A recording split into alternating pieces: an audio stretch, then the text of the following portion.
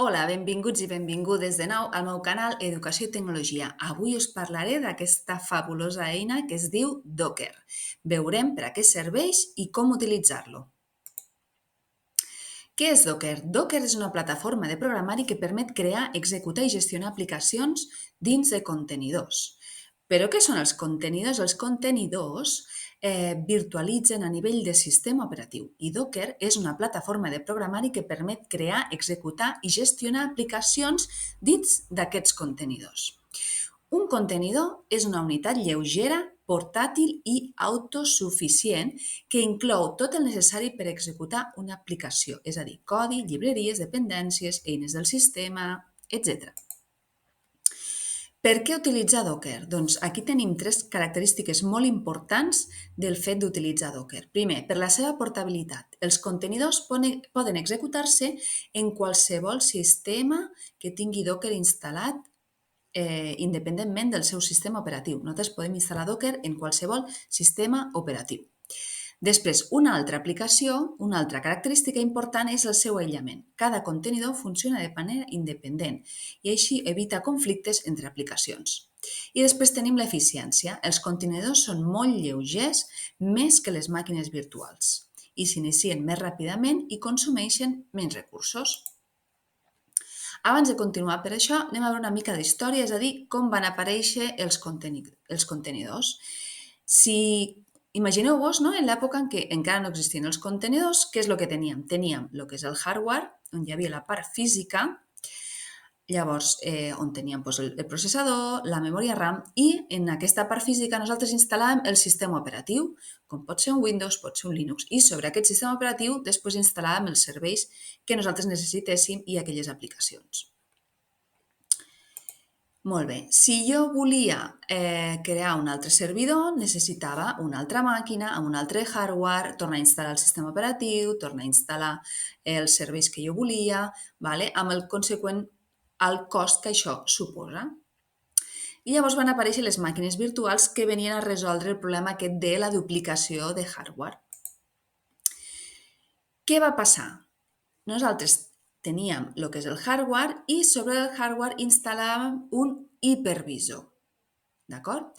L'hipervisor ens permet separar els recursos físics del servidor, com el processador i la memòria RAM, i assignar-los a diferents màquines virtuals.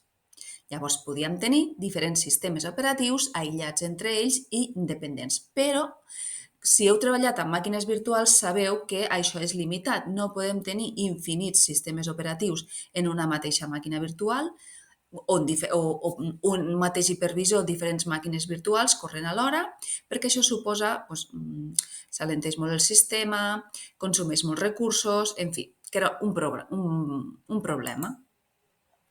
I llavors va aparèixer Docker i els contenidors. Ara tenim que sobre el hardware nosaltres instal·lem un sistema operatiu base, com per exemple un Linux, i sobre el Linux instal·lem aquesta eina Docker. Docker ens permet crear contenidors i dins de cada contenidor pot contenir una aplicació, un altre sistema operatiu, el que nosaltres vulguem, de manera que queden entre ells, entre els contenidors independents, i això agilitza molt i no ralenteix el sistema com ens passava amb les màquines virtuals.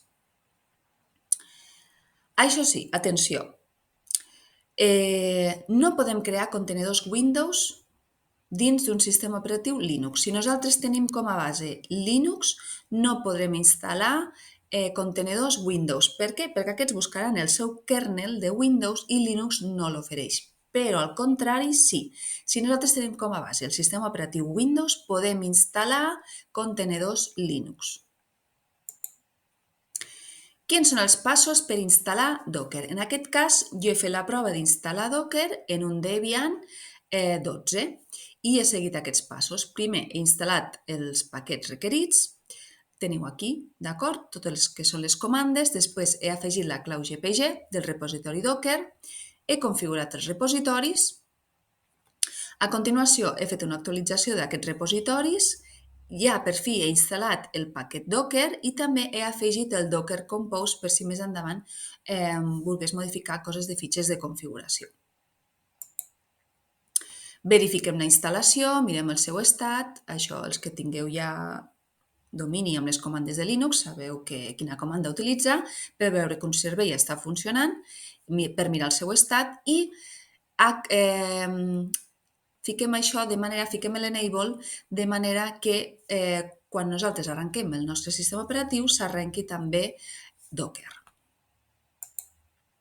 Molt bé, ara que tenim Docker instal·lat, anem a crear el nostre primer contenidor. I jo he fet la prova, per exemple, instal·lant un contenidor Ubuntu. Quina és la comanda que utilitzarem? Docker run, aquí he ficat uns paràmetres, i després Ubuntu, d'acord? Quina etiqueta hem de ficar? Després ho veurem, com saber quina etiqueta posar cada vegada que jo vull crear un contenidor nou. Quines són les comandes bàsiques de Docker? Tenim, si vull llistar tots els dockers que jo tinc en aquest moment, fico docker ps, d'acord? Si jo vull entrar en un contenidor en concret, jo he de saber quin és el seu identificador i executar la comanda que toca utilitzant l'identificador. Veieu? I quan ja em surt, per exemple, root, @ i el codi, aquest codi d'aquí m'està indicant que estic dins del contenidor. Si jo vull sortir del contenidor, posaré exit. Llavors, com saber l'etiqueta per la qual jo puc crear diferents contenidors? Utilitzant me'n vaig a l'enllaç Docker Hub. Si aneu a Docker Hub, allí tindreu llistats totes les etiquetes que heu de fer servir a l'hora de crear un contenidor.